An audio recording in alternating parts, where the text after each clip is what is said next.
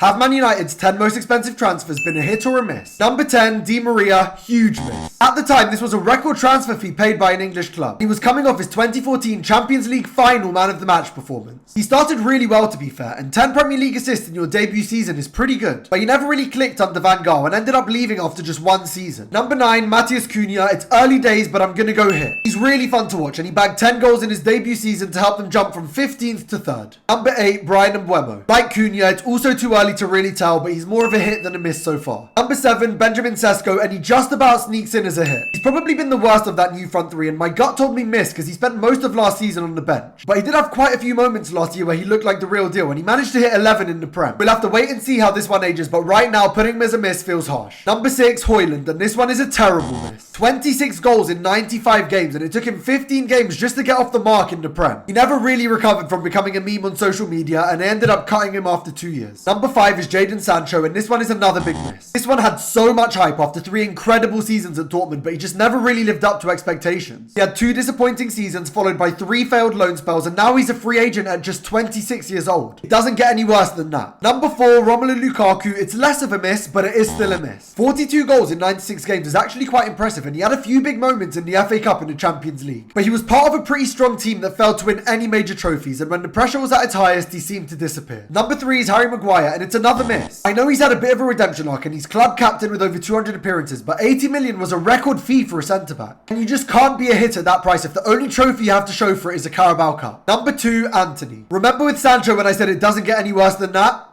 It does. Antony's one of the biggest transfer flops in football history. 5 league goals in 62 games at that price tag is absolutely atrocious. And finally, number 1 is Paul Pogba. I loved Pogba, and I think he's one of the most talented footballers of our generation. But he was the most expensive player in football history when he signed. He was supposed to take them back to the top, but they never really had a real Premier League title challenge during his time. There were obviously some great moments, like the Europa League that he won in his first season. But it's hard to argue that Pogba was a hit when he didn't even win Player of the Season for United in his 6 years there. So unfortunately, this one's also a miss. Let me know in the comments if you disagree with anything.